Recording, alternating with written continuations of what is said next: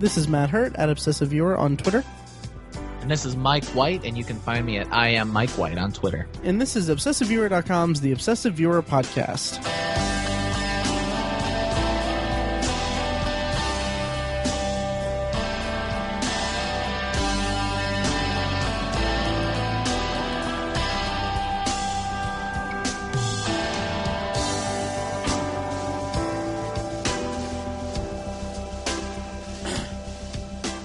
Hello and welcome to this week's episode of the Obsessive Viewer Podcast. We're a weekly movie and TV podcast that covers a specific topic, be it genre, trope, movie, or show.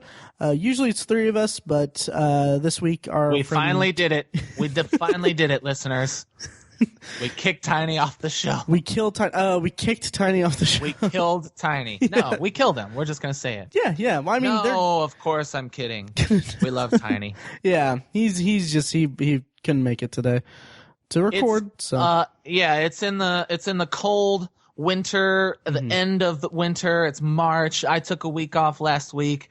Tiny is getting his week off this week, and so we're just kind of rotating. We should be back, unless Matt wants a week off, and I don't think he does. We should be back never full force next week. I actually have a plan. For the weekend that I move into my new apartment, so that we don't have to record. Then, nice. Yeah, I'll tell you about it off the air. But anyway, so our thoughts and prayers are with Tiny as he battles a food poisoning situation. As I said before, we're a weekly movie and TV podcast that covers a specific topic each episode. And the topic this week is that we have no topic. We're basically just going to talk about some stuff that we've been watching lately. It's what we call Potpourri, which is the section of the podcast where we talk about whatever we want. And this is an extended potpourri, bonus potpourri, if you will, where it's kind of our opportunity to catch up with each other, but also to catch up with you guys. Exactly. And before we get to it, I kind of want to share like an anecdote that's semi-podcast related. So, okay, like this was like a month ago, I think. Harris Wittels, the producer for Parks and Rec, he died of a heroin overdose. And so I had an interesting experience just listening to a podcast because I was a fan of his because I love Parks and Rec, which, by the way, their finale was just really, really good. Like, if I can go on a slight tangent, I guess, about that. Sure. Sure. Like, the thing about Parks and Rec and The Office is that Parks and Rec was created as a spinoff of sorts of The Office or what have you. But what they did with Parks and Rec was they distanced themselves from the mockumentary kind of referential aspect that The Office was made so famous for. So what was interesting was that Parks and Rec didn't really – it was filmed mockumentary style, but it wasn't filmed as if it was a documentary, whereas The Office was. So they just did more time jumps and stuff at the end of Parks and Rec. It was just handled really, really well at the end. But anyway, so Harris Wittels, he was a frequent guest on the Comedy Bang Bang podcast, and it was just like he was on like several episodes. So I downloaded all the episodes he was on and have just been listening to them over and over again. And it reached a point where in my like rotation of podcasts, I put the latest Nerdist Hostful episode on, and like in it, they basically like spend a long time eulogizing Harris Wittels, and it just kind of like I had just such a weird reaction because I'd been listening to Harris Wittels on Comedy Bang Bang so frequently over the past couple of weeks, and then suddenly it's like, oh wait, that's right, he died. I just kind of forgot about it. It was just an interesting anecdote I thought I'd share. It was kind of strange. Yeah, that's kind of sad. I guess it's a good way to eulogize someone who was in that type of business and did those kinds of things. It's good that you were listening to a podcast. Yeah, and I will say that he was incredibly funny. Like, he was out of this world funny. And it's a bummer. Well, yeah, cool. Speaking of other bummers, I guess, did you guys already talk about Leonard Nimoy? No, we didn't actually. We didn't talk about it last week. Matt and I kind of talked about this a little bit. I wouldn't call it an argument, but no. He said how much of a bummer it was, and kind of one of the things I've been doing lately is trying not to overuse. Try not to get too. Sounds so weird. Try not to get too upset about death lately. Mm-hmm. I think it's sure. It's pretty common that people know that the world and really Americans kind of put such a sad spin on death, and a lot of other cultures kind of celebrate it and that kind of thing. And so Matt talked about how much of a bummer it was that Leonard Nimoy died, and kind of my reaction to it was, is it really a bummer? I mean, he was loved, admired, filthy rich, successful, and died at 83, which is longer than the average. So, we use the word bummer, and so that's okay. I didn't mean to pick apart your words. Oh, no, not at all. I was waiting for you. I think it's a good time to just celebrate Leonard Nimoy. Yeah. I think it's awesome. If we could live a life like Leonard Nimoy and die, at least as late in life as he did. Yeah. I mean, I wouldn't want the illness, but right. It's not a bad way. It's really not. And I'd responded to your comment on Facebook on my private Facebook page, my personal Facebook page, and I was kind of waiting for you to respond to it so that I could respond with something else to clarify my meaning, but you never did. Oh, yeah, sorry. But no, it's okay. But anyway, I knew what you meant. Yeah, well, more for me is that it wasn't tragic per se or anything, but it was more of a bummer for me just because in my head I've just recently gotten into his work, really. So it was kind of a shell shock, kind of not shell shock, but kind of a just like it bummed me out because it was like I was just now getting to the point where I was starting to appreciate him as a performer, Gotcha. Having watched Star Trek. So yeah. But I agree completely. Yeah, it should be noted and celebrated. How successful he was at life. Yeah. So I want to play a game with you, Matt. I'm gonna start. Let's get into this episode. Are you ready? Yes. Am I gonna need pants for this? Yes. Well, no. Oh, okay. Something I've been doing with my friends lately. I asked them, how long was Power Rangers on before the Green Rangers showed up? Ooh. Huh. Take a guess. Okay. All right. And this is the game. That's what I do. Take a guess. Okay. My guess would be maybe 12 episodes. Damn it. Okay. You're pretty good.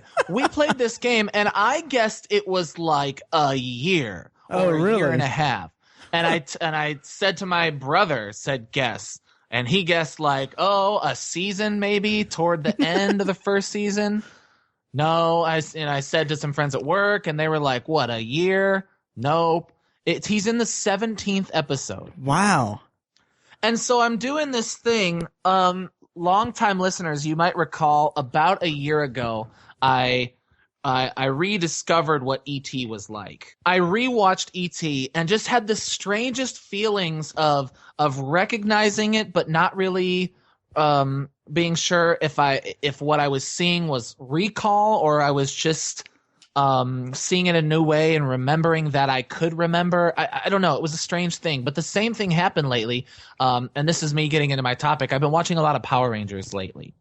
Nice, I think. Yeah, you think, and I'm glad you add that amendment. Yeah. So I'll give you a little background on my Power Rangers experience thus far. When Power Rangers came to Netflix, something like 3.5 years ago, like summer 11, right? Yeah. It came back onto Netflix, and I watched maybe the first 8 episodes and was pissed. I just felt like I was tricked. My childhood was tricked because it was so much. It was even dumber than I remembered it being. I didn't think it was a smart show or anything, but it was even dumber than that. Have you watched it on Netflix? I think when it first came on Netflix, I tried to watch a little bit of it, but then I think it was just the realization that this thing that I cherished so much as a kid was basically a show that I think that was when I realized that it was a show that its action sequences were just borrowed from some Japanese show or whatever with the Super Sentai. Yeah, and it was just it felt just so weird. Yeah. And incongruous. Not just borrowed. literally like taken. I mean, I guess you can say borrowed, but it wasn't a secret, or at least it wasn't a secret for that long, that all of the action scenes were this 17th season of the Super Sentai, and they just used the action footage from that, and so like they would build stories around that. It's really quite different. I kind of I've been reading about it a lot lately and checking into it, and so I went out to breakfast with my wife last weekend, and we were just talking about the perspective of things when you're younger, and how things seem so much longer, and how I lived in the city of Aurora, which is a suburb of Chicago, for only 4 years, but so much of my youth felt like it was spent there. Right. I mean, I remember playing Pokemon for years, but it was only out for a year when I lived in Aurora, and being excited for Ocarina of Time for years, but it was only like a month. And so, but when you're 11, a year is 1/11th of your life. Right. And so time is just, it's relative to your age, obviously. And so anyway, I was thinking about Power Rangers, and I was thinking about the history of Power Rangers, and that it was only Mighty Morphin for 3 years, and how it came on when I lived in Chicago, but I felt like I watched it for at least 3 years in Chicago, but I didn't really, because I moved to Aurora. And so I had to work on an essay last Sunday, and I when I'm doing a lot of work and I can kind of be passive about other things, I like to put on a show that I'm going to watch passively. And so I decided to start Power Rangers like 4 or 5 episodes before the Green Ranger shows up, and I found that was the 12th episode, because she shows up in the 17th episode. 12th. Okay, I got you. And I have just found a weird new respect for it that is blowing my mind. Really? Yeah, I am having an absolute blast watching Power Rangers. Huh. That's awesome. It is cool, and I'm just so glad about it that I don't. This memory I had of my childhood isn't soured anymore, because for the last 3 years it was soured. I was like, why did I waste so much time? Why was I such a stupid kid with this stupid show? And so it just feels good. It's cool. It's really absurd. And every time Bulk and Skull are on the screen, I look away. Yeah. And it's really hard to stomach the two of them. And the acting is horrendous, but I love just how they introduce new Zords, which is just introducing new toys. Right. And the build up, and like I felt so stupid, but I got chills the first time they did Dragon Megazord. Oh wow. Yeah. Or Mega Dragon Zord, excuse me. Sure. So there's Dragon Zord battle mode, which is they take the legs of the yellow and blue Zords and the arms of the black Zord and put it on Dragon Zord. Okay. But then there's Mega Dragon Zord. You sound like a dad listening to it. and then they take the Dragon Zord's head. I thought I had that same thought. Yeah, and so it's like a suit of armor for the Megazord, and it's just so cool. And Ultra Zord showed up, and I was like, I thought this happened 3 years into the show, but no, it didn't. And then Tommy gives Jason his gold shield, and it's just like, oh yeah, those things you imagine when you're young, like what if they did this, or what if Jason got to wear the shield? They kind of do that stuff, and so I have to give them credit at least for maybe listening to the imaginations or being cognizant of what the imaginations of young boys at the time might have been. Wouldn't it be cool if, blah, blah, blah. And they do that kind of stuff. So nice. It's cool. I also learned, sorry, I'm just going to rant on. Oh, no, that's fine. Because I love it. I also learned that the first season is, I believe, 63 episodes. It might be 62. But 63. More than 60 episodes. Mm-hmm. And the original episode order was 40 episodes. Okay. And so these 40 episodes used 50 episodes worth of the Super Sentai series, right? Okay. And kind of recut it and shaped it one way. And so the 39th and 40th episodes, which I finished yesterday, are Doomsday. It's like a finale of sorts. Okay. And at this time, Tommy had already lost his powers and he's gone. But it was so popular at the time and it was so well received that Haim Saban, the creator of Power Rangers, got Fox to order 23 more episodes, which, as we know today, is a full series run, right? Jesus. Yeah. By the way, it aired like 3 or 4 times a week, and that's how they were able to do so many. I remember racing home from the bus stop when I lived in Ohio, just to make sure I could get to it in time. Right. And by the way, the show premiered in late August 28th or something like that, and the Green Ranger showed up by October. Oh, wow. Like a month.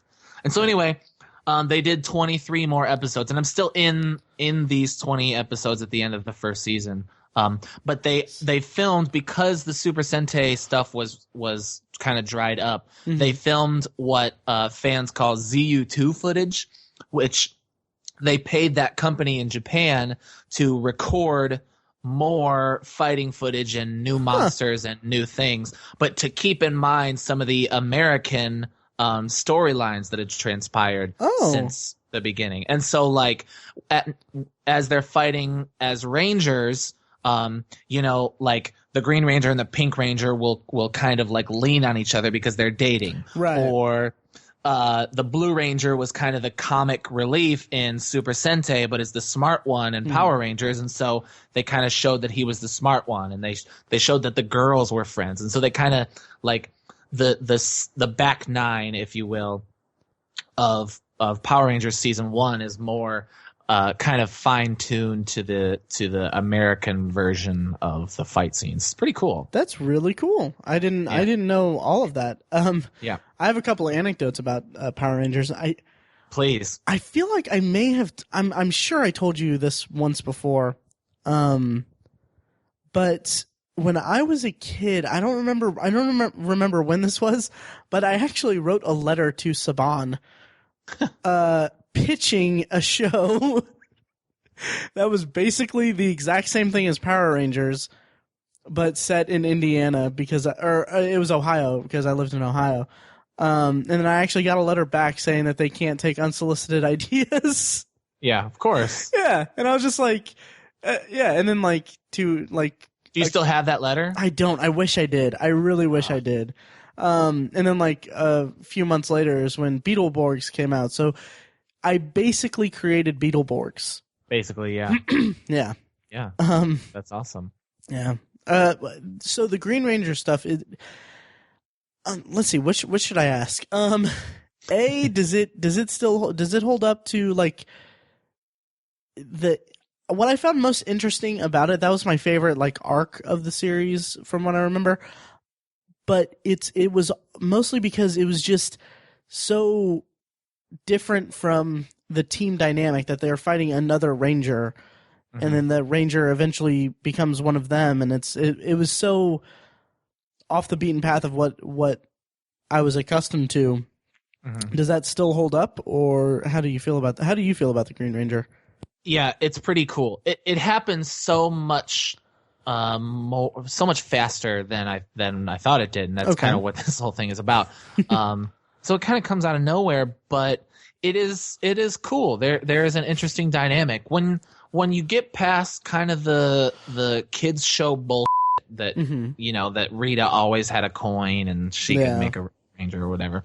It is cool to see them fighting another Ranger. Jason David Frank is awful. I mean, just horrendous of an actor. He's just so bad. But it is cool to see that dynamic. It's also 5 episodes long, which is the longest serialization of the show. I mean, they don't really. It's largely episodic. It's like a villain of the week show. Right. But it's serialized, obviously, which I think it just took place in a week. I think it was just the Green Ranger week. And it's pretty cool, and it's cool when he becomes a Ranger, and then almost as quick as he joins, he's gone. He loses his powers in the Green Candle saga. Okay. Do you remember this? I don't. Okay.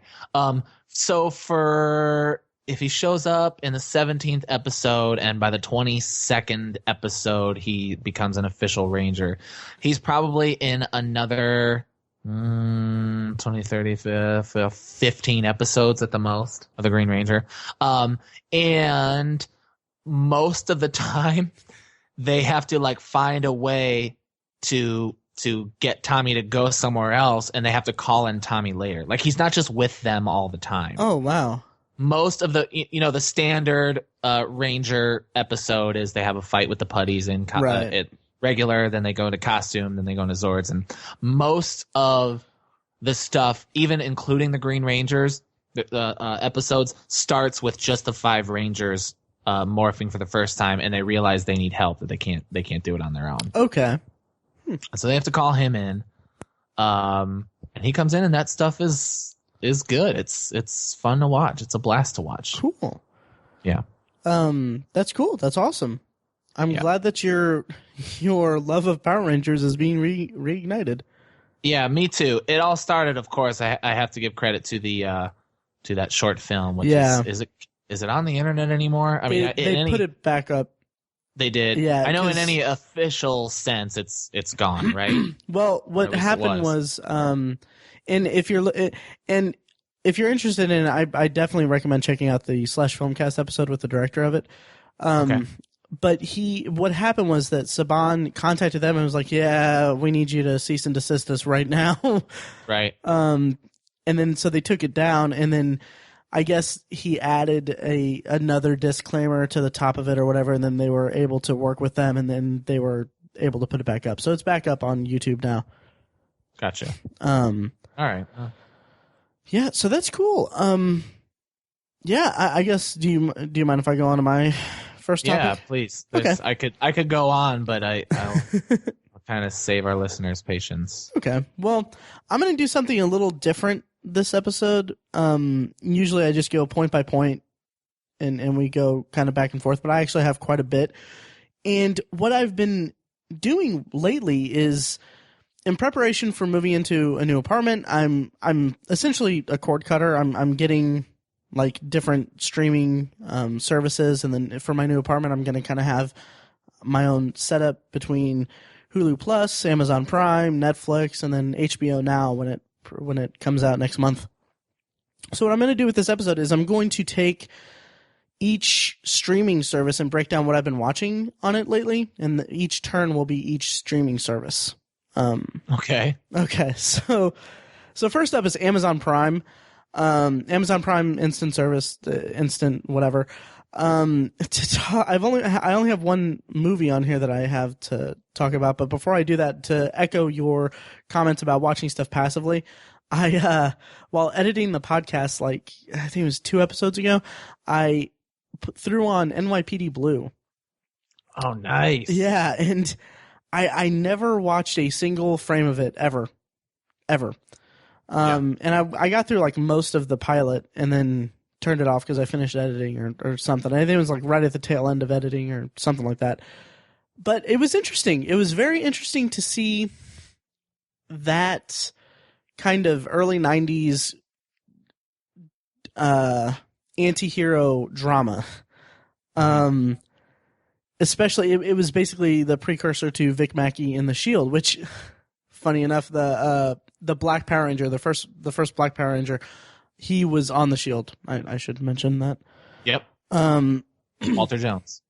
Yeah, I think so. That's his name? Yeah. Yep. Yeah. Yep. So anyway, that's an interesting connection. But NYPD Blue, it was interesting. I watched the first half of the pilot episode, so I didn't really get long into it.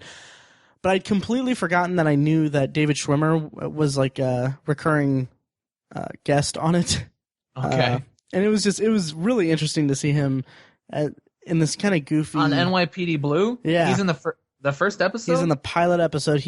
Wow. Okay. Yeah, he's like he's like Sipowitz's partner's ex-wife's lawyer.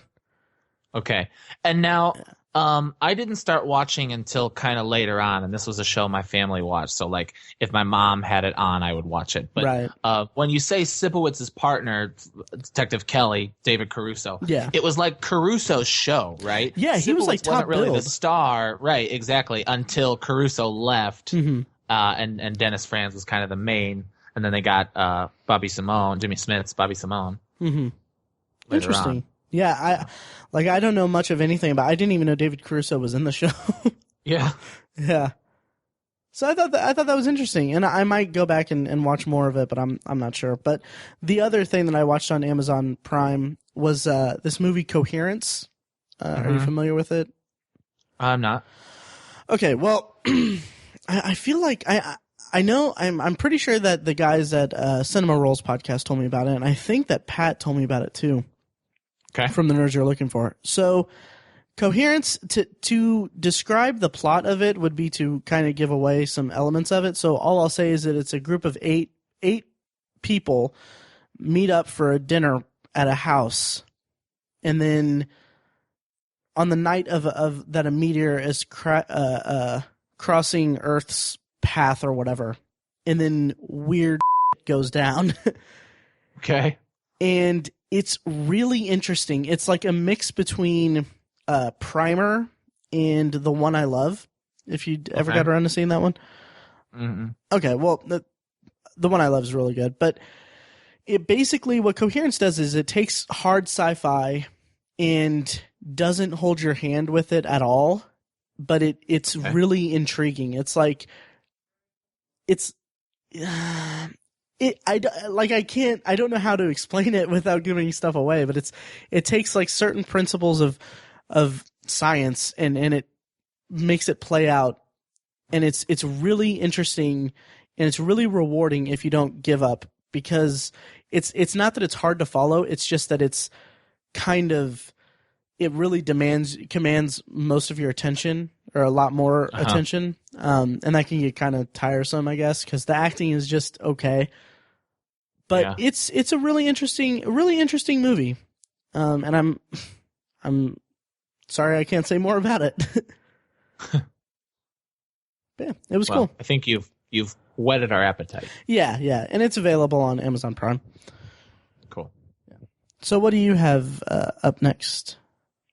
Oh, that's all you have for that stream? Oh yeah, that's all I have for Amazon Prime Instant. Although they have like a bunch of stuff on there that I want to watch, like Falling Skies. I kind of want to get into because I'm going through a sci-fi kick, and Tiny recommended the first couple seasons, so I might check that out. But it's really cool. The one downside to Amazon Prime is that I noticed that its interface is leaves a little bit to be desired, because it's kind of like they have seasons and everything, but it's not like Netflix where you go to one title and then it drops down with all the seasons. It's like it's like you find like season 1 of the X-Files and then season 2 is next to it. It's kind of goofy and it's kind of hard to navigate. It's not as user friendly as, say, Netflix. Weird. Yeah. So that's it for Amazon Prime. Okay.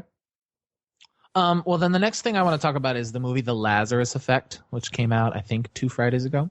Sure. This was not on my radar at all. Okay. It was because I'm just always looking for new horror, and I was just kind of hoping. And also Donald Glover is in it. Oh, nice. I didn't know that. And so I am only going to spoil what the trailer spoils for you. Okay. Donald Glover dies in the movie. Okay. All right. And the reason I bring up this movie, just for my short review, it was terrible. Crappy, not crappy, but underperforming performances from actors who have been in some good stuff lately and who I really admire. Terrible script. Most of it takes place in the dark and not scary at all. There were kids in the movie in the movie theater, and they weren't scared either. So I saw the trailer for this a while ago, and the premise is that Olivia Wilde's character and her scientist friends have essentially they've developed a way to reanimate dead people. Okay. And so they're doing an experiment. She dies, and then they reanimate her, but she is not the same. You know, she's a little different. She's been to hell and back, literally. And so in the trailer, she is causing some destruction. Then there's a shot where she kind of forces Donald Glover's character into this cabinet, crushes the cabinet, and blood kind of pours out of the cabinet. And when I saw this trailer for the first time, I literally out loud said, "Are you kidding me?" And I was even shushed by it, and I hate being shushed. So somebody shushed me, and that bothered me a lot. Yeah. But it's a trailer, so whatever. Right, yeah. And so I was frustrated. I was like, now we know he dies, and we know exactly how he dies. And that is exactly how he died. You know, I held out hope that maybe it was something else. Maybe it was just clever editing or something, but it wasn't. They showed his death scene in the trailer. And so we could use this if you want to kind of talk about trailers and how much is enough in a trailer. Like, what do you? I know you have a lot to say about all the news about Star Wars. Oh yeah. Trailer information. Oh my god. Do you think the whole and I do? Do you think the whole trailer culture is spot on? Is it too much? Why is it the way it is today? What do you think? You know, in terms of trailers themselves, I'm fine with them. And people get kind of up in arms about like, oh, this gave too much away and everything. Well, yeah, okay. I agree. I hate when they give too much away. I mean, we've had trailers like these Amazing Spider-Man 2 had like the last shot of the movie in the trailer. Mm-hmm. And same with Quarantine, I think. Or something. Mm-hmm. Some movie had, it's very popular in horror to show like the last shot of the movie in the trailer, and that's just horrible. Like if you're going to make a trailer, cut it from at least at most the first 2/3 of the movie. I mean, it's better marketing. But on the flip side, it's like, okay, well, if you're not picking apart trailers, it's easy for the trailers to just kind of go away from your mind. Like if I go to a theater and I see a trailer for a movie and then I just kind of forget about it, I'm not going to really remember each piece of it when I come to see the movie. But that doesn't give them free depending rein. on the movie, depending on your level of interest, though. Yeah, depending on how prolific the marketing is. I could see it just like there's a difference between seeing a trailer every once in a while and going to the internet and watching it frame by frame over and over again just in anticipation, which is something I don't do really ever anymore. But it's still hard to avoid trailers when we go to see a movie frequently enough, or even like just in commercials or whatever. So yeah, in terms of trailer culture, I think that it needs to be.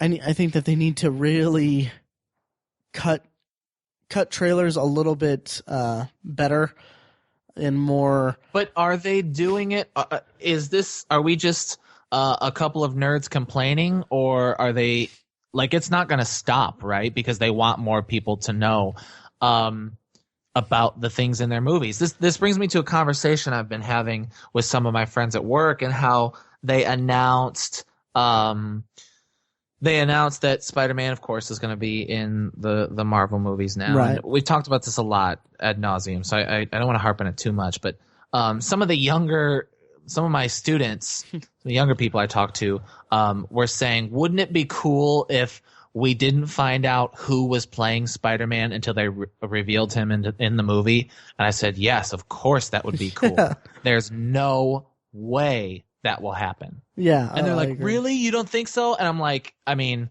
no, I don't think so. No. At all. I mean, it is the first.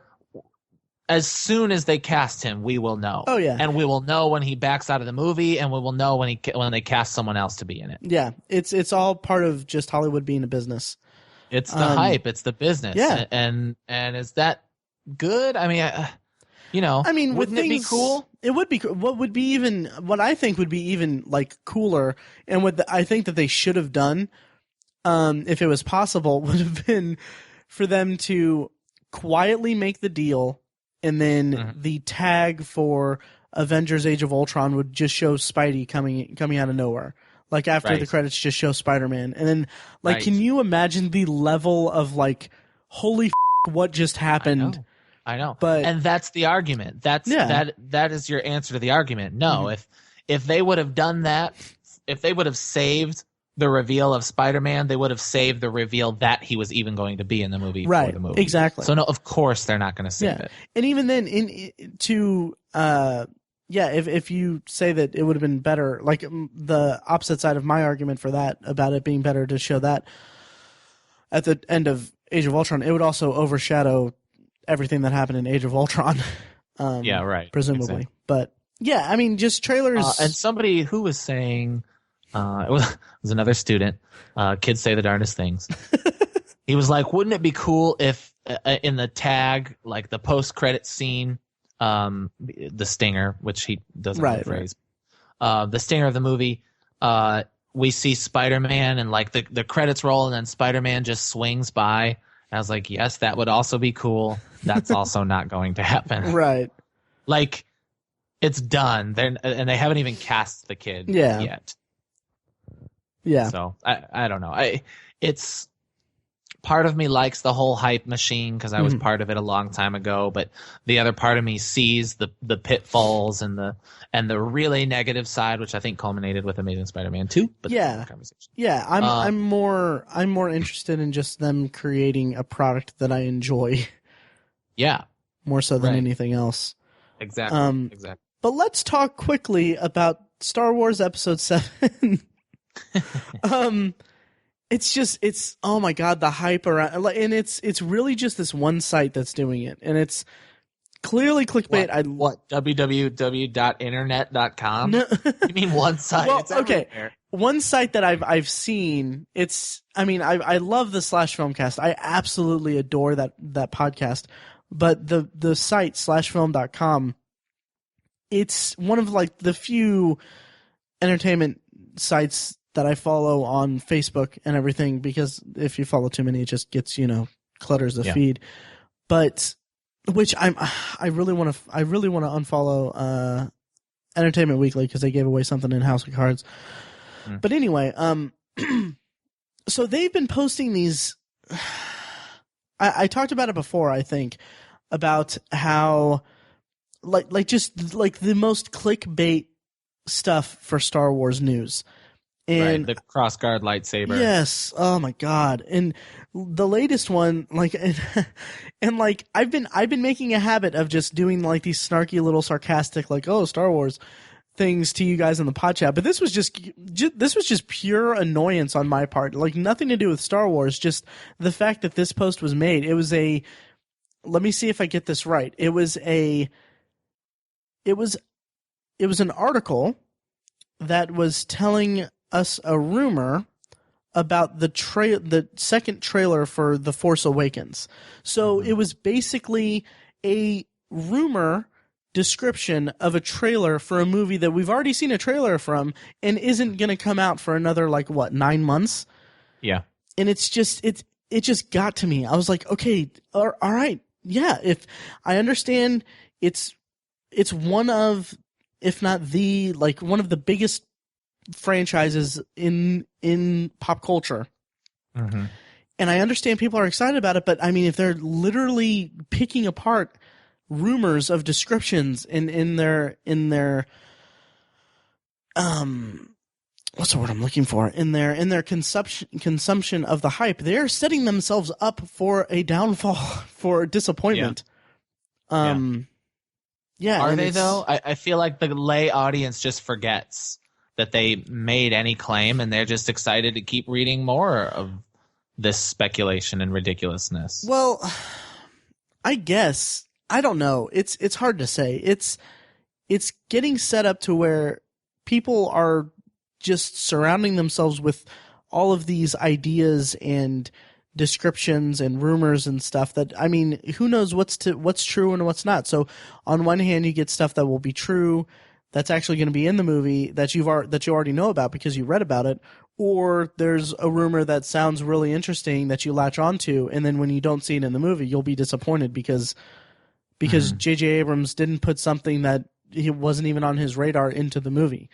Mm-hmm. So I don't know. I think it's just a slippery slope. Is this all just because you hate Star Wars so much?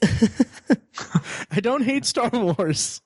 Is it because you hate it so much, though? It's not. It's not. Personally, it's just because I hate that George Lucas gave it away, because I felt like he had 3 more movies in him. That's true. The Jar Jar. He was onto something. Yeah. I agree. I mean, with the Empire, with the Empire going down, I mean, Jar Jar needed to redo the Republic, restart it. Yeah. He was, he was a delegate in the Senate and all that. Right. Anyway. All good point. Yeah. Yeah. So anyway, do you mind if I go on to my next one? Go for it. All right. So the next one, following my weird way of doing it, is Hulu Plus.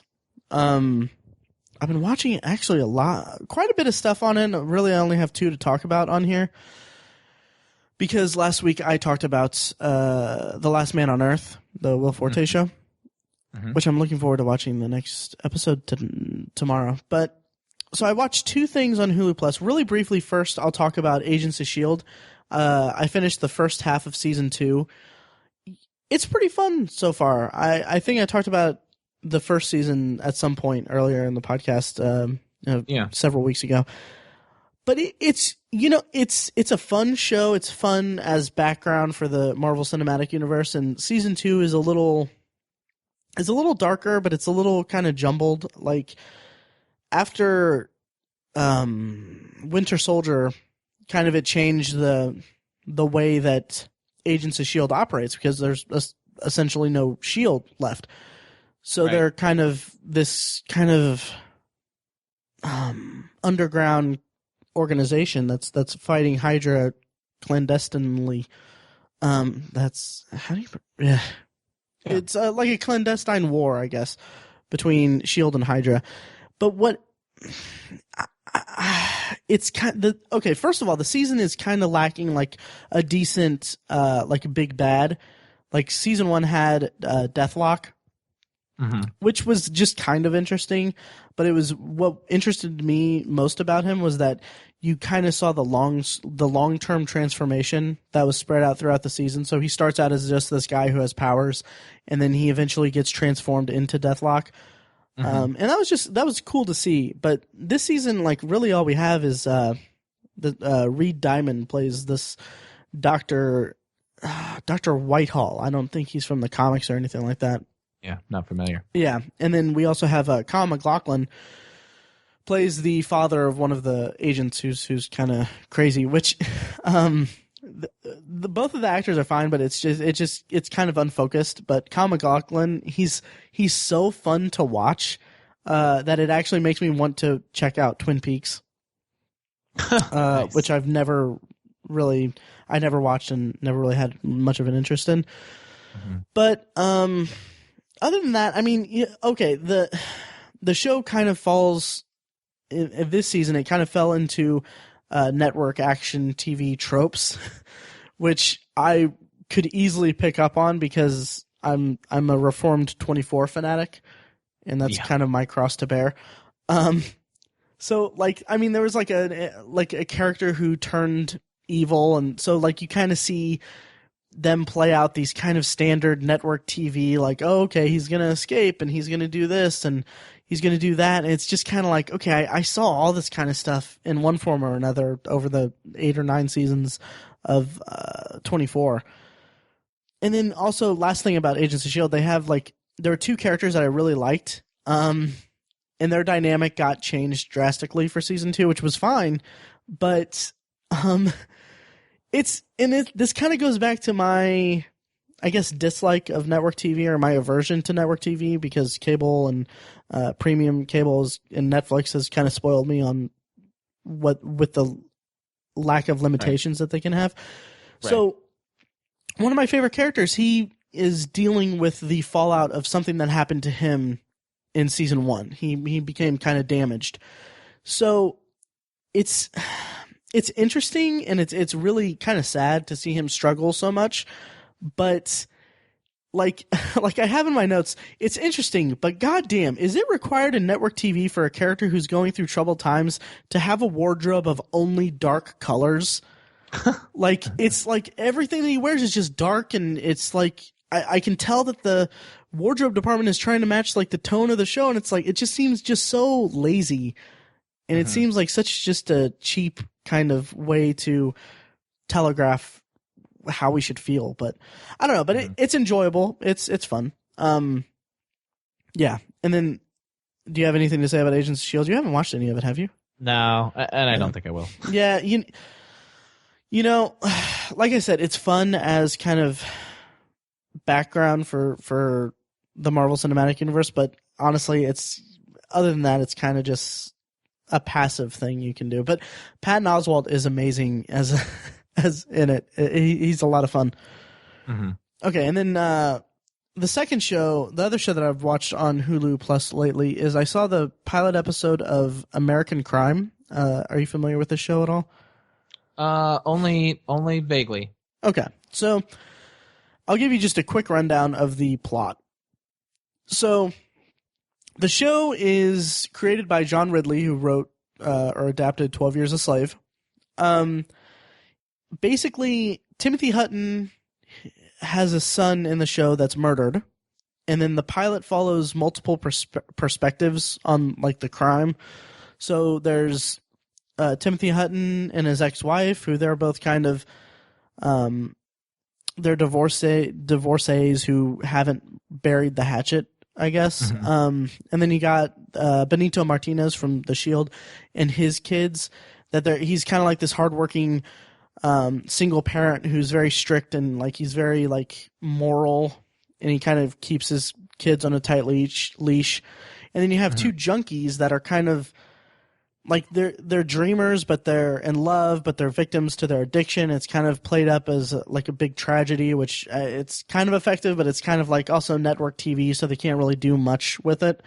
And then finally, there's a gang member who has their the dead guy's credit card. Mm-hmm. So it follows all these perspectives, but I can't help but feel like the show is just really, really problematic from a storytelling perspective. And it actually borders on being reckless as social commentary. Okay. Because it plays up like, okay, it's almost as if it's a police procedural, but there's no police perspective whatsoever. And this may be me coming from like a police family, but I think that that's really, really reckless of them to do, because there's a lot of stuff. There's a lot of elements to it that are contingent on the investigation, but for whatever reason, we are being completely shielded from the investigation side of it. So as an example, there's like, let's see, what's one of the first ones I was going to bring up? So the gang member, they get a hit on him they figure out who he is and what he's a part of, so they're going after him. So the cops surround him, and then he runs, and then they shoot him. And they shoot him in the leg. And I mean, I think that is just horrible. Because it feels like it was making a statement that like, okay, police are willing to kill you for no reason.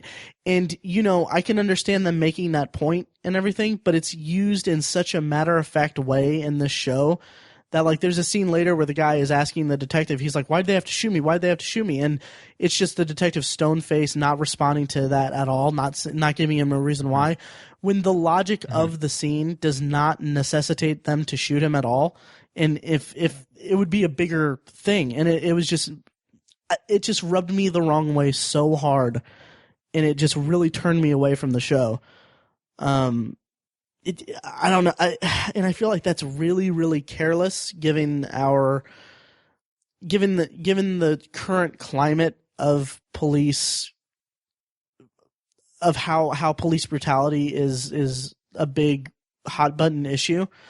I think that that's just a really careless way to demonstrate it in a show about crime.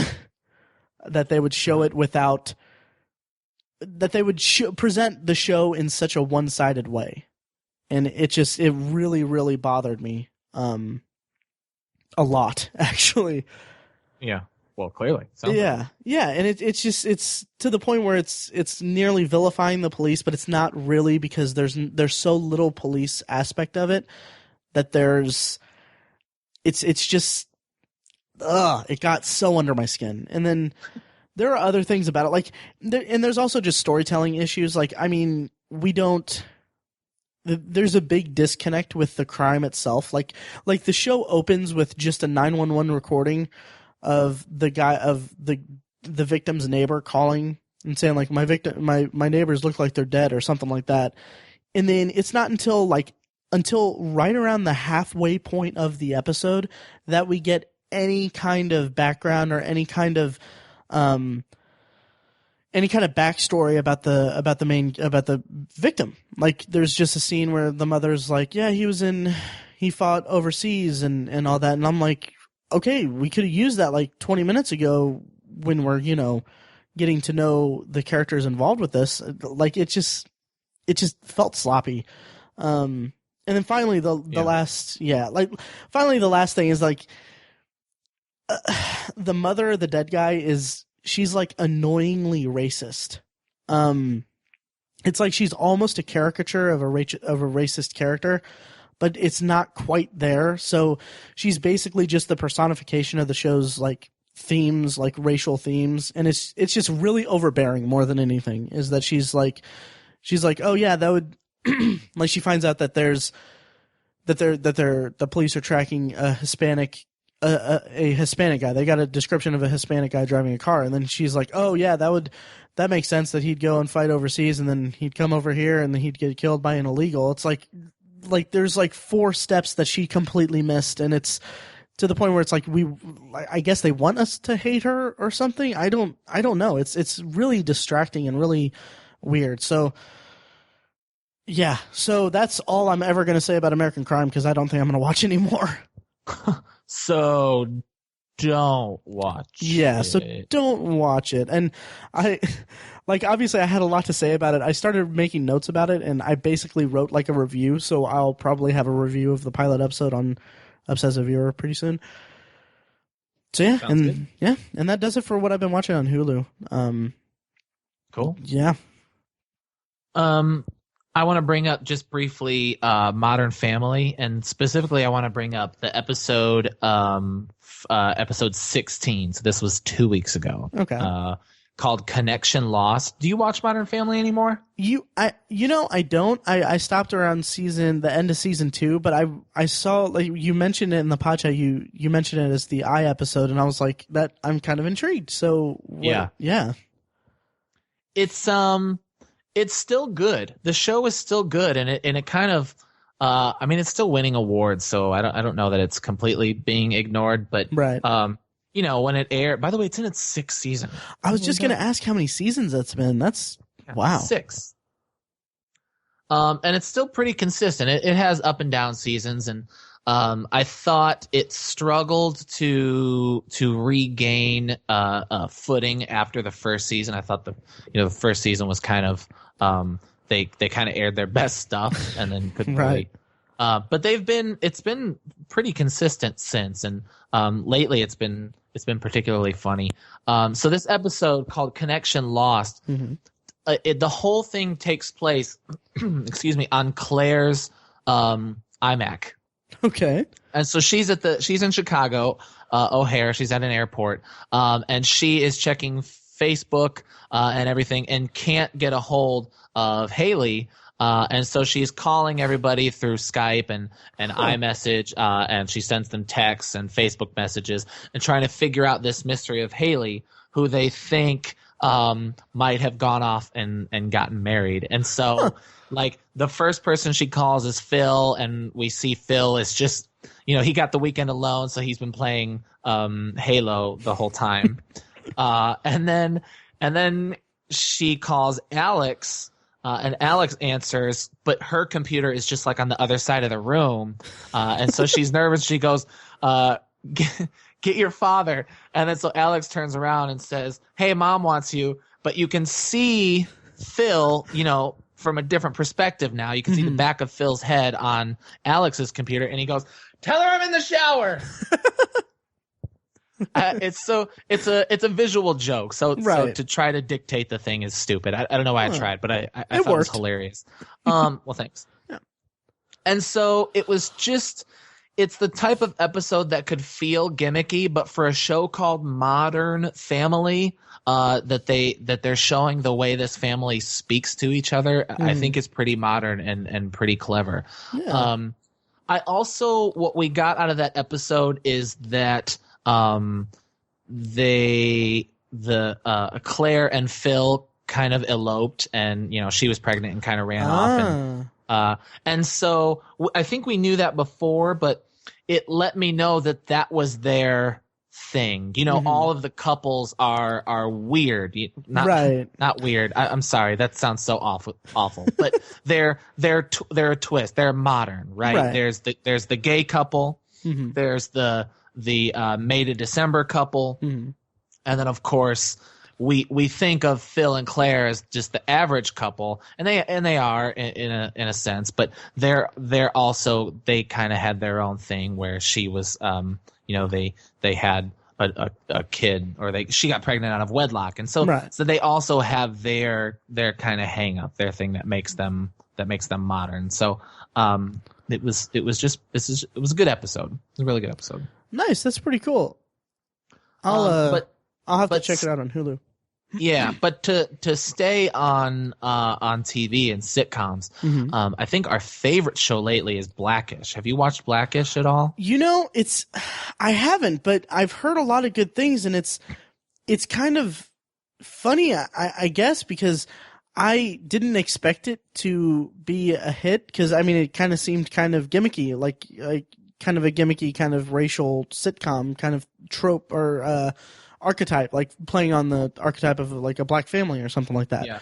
But it does a little bit, but I almost want to call it modern family. Really? Yeah. Huh.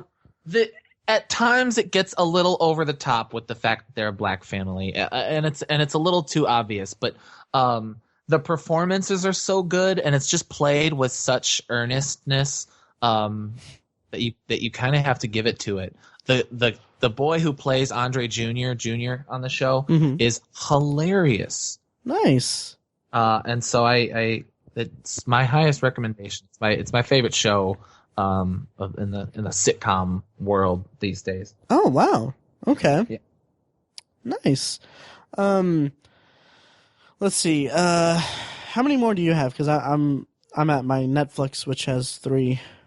You can just finish it up here. Okay. So rounding out my streaming, cord cutting, whatever, itemized list of topics, Netflix, it's kind of the big one. So I am going to start with a movie that I actually watched, this must have been maybe a month and a half ago, and I just haven't gotten around to talking about it on the podcast. Fantastic Voyage from, I think it was 66 or 67. Are you familiar with this movie? I'm familiar with the song. Fantastic slide, slide, slippity slide. Okay. Well, it's not that. Not that. No. Fantastic Voyage it's a sci-fi movie about a group of scientists that are miniaturized and sent into the body of a dying scientist to save him. Oh my! Yeah, it's and this premise has been aped and satirized and parodied and stuff, and several other things. I remember there was an episode of Family Guy about it, and there was an episode of Rugrats about it. Magic School Bus. Oh yeah, Magic School Bus plot. Huh. Sure. Wow. So yeah, it's been used before and everything, and it's pretty cool. It's the visual effects were pretty solid for the time, and some of the snags of the mission are just really, really clever. There's one in particular where they're in, I think they were in the ear canal or something, and they needed the room, they were being monitored by a room of people that were around the body, and they're like, okay, well, it needs to be absolute silence, because any sound that reaches the ear of the guy, the sick guy, is going to be amplified so much in the ship that's inside his body in this area, so they need to be completely silent. Well, of course, they drop a spoon or something like that, and there's like a big like booming effect and everything. It's really interesting. It's also notable because it takes place in real time once they get miniaturized. So like when they're miniaturized, it's like they have 60 minutes to go through, and it plays out in real time, which I thought was a really interesting gimmick, I guess. It features a young Donald Pleasance, which was pretty cool. Yeah, it was pretty cool seeing him as not Dr. Loomis and not as Blofeld. The evil. And then also, for some, like, okay, like Nolan, I've talked him down so much lately, but I think it'd be really interesting if he remade Fantastic Voyage in like a modern kind of thing, because it kind of seems like a kind of Inception-esque heist movie, but with his style would be kind of interesting. Although it would be probably a retread, but anyway. So yeah, Fantastic Voyage. I definitely recommend checking it out. And then briefly, because I know you haven't watched this show, I am 7 episodes into House of Cards season 3, which, yeah, like, it's off to a good start, but last season was kind of marred with some disconnected subplots that, like a couple subplots kind of weren't really connected to the main plot line, and it kind of dragged the season a little bit. But this season it's cleaned up quite a bit. But the thing I want to talk about is just the cinematography is absolutely stunning. It's something that I've noticed like in seasons past of House of Cards, but it's like so much of the shots are so beautifully symmetrical, and the way that the scenes are lit and seeing how the lighting actually changes, it's absolutely gorgeous. There's a scene in particular at Arlington National Cemetery where Frank, played by Kevin Spacey, he's standing kind of in the foreground, and behind him are just like rows and rows and rows and rows of headstones, and it fills the entire background.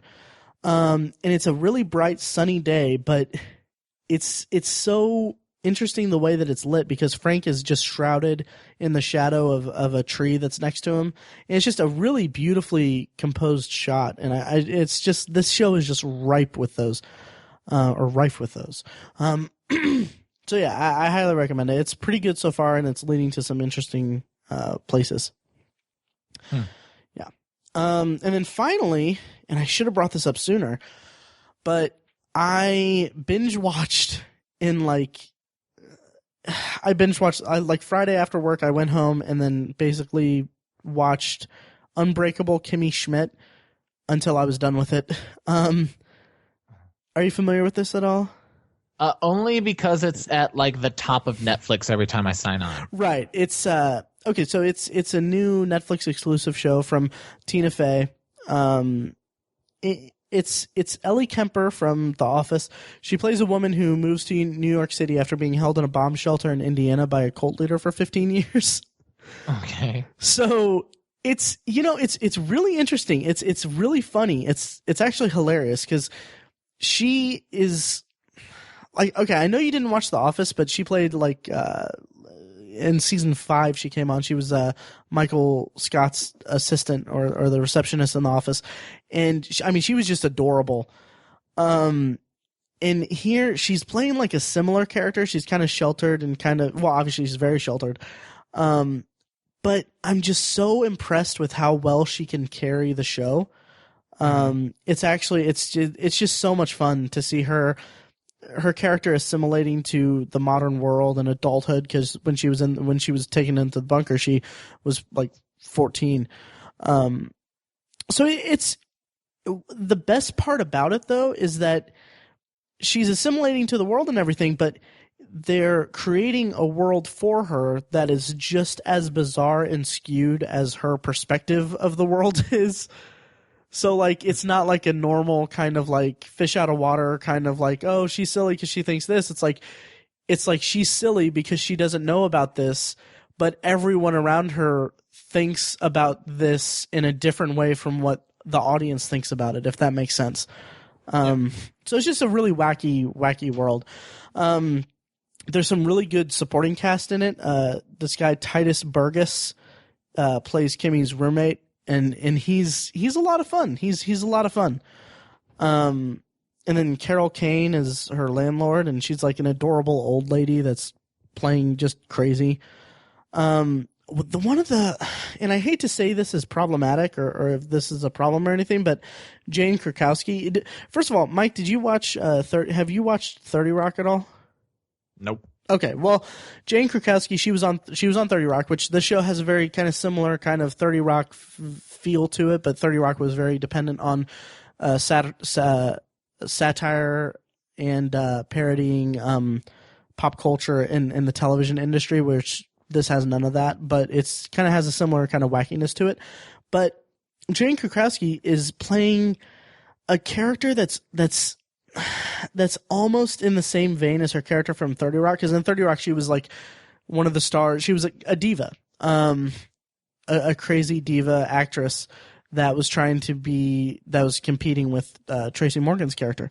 Here she's just a rich woman, like a trophy wife, who's like just as out of touch with reality and just as entitled as her character from 30 Rock. So there's kind of some overlap there, and I'm hoping that next season that they can kind of break her into her own character.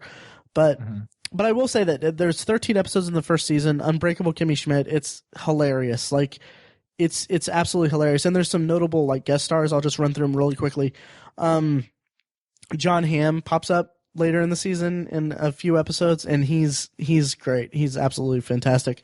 Dean Norris from Breaking Bad is in one episode, and he's really funny.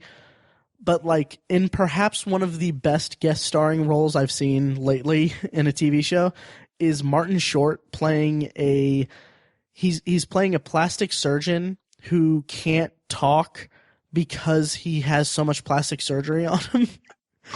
And it's such a great physical performance that I honestly I couldn't even recognize him. And it's hilarious. Just the whole setup is really funny, and the whole season was really good, and I'm really looking forward to hopefully seeing more of it. I'm pretty sure it was renewed for a second season. So yeah. Sweet. Yep. Sweet. And that does it for what I have on Netflix, I think, right? Yeah. Yep. Cool. Yeah. That should do it. Yeah, I guess so. Well, thanks for listening, everyone. And I'll throw it to the pre-recorded outro. Sorry that we couldn't have all three of us here. But Tiny, I assume, is still alive. Nice. Yeah. Around. Yeah, he's, he'll pull through.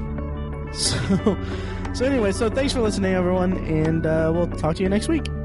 Thanks for listening, guys. And as I said, we're a weekly movie and TV podcast covering a specific topic, and the topic today is we have no topic. Wow, that was ugly. You want to do it again? Yeah. All last week, oh my god, my brother's cat is just like creepy. Anyway, okay. Talking. Yeah, hang on. Okay. As always, thank you for listening to the Obsessive Viewer podcast. Thank you to Loudlike for providing our awesome opening theme music. Their first EP is called Mistakes We Must Make and features our theme song and Eclipse of Events. Please head over to iTunes and download their album. While you're there, make sure to give us a rate and a review. It helps us climb the podcast charts, and we really appreciate feedback.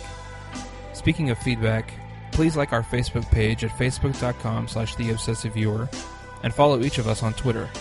You can find me, Tiny, at ObsessiveTiny, Matt is at ObsessiveViewer, and Mike is at I am Mike White.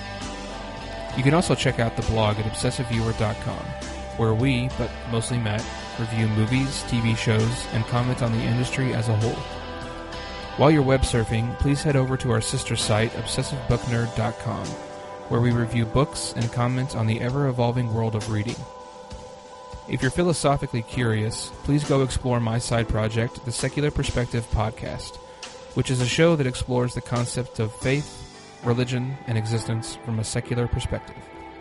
If you have any thoughts on the podcast or suggestions for future episodes, You can also email us individually at Matt, Tiny, or Mike at obsessiveviewer.com, or email the podcast directly at podcast@obsessiveviewer.com. Thanks for joining us today, and please come back.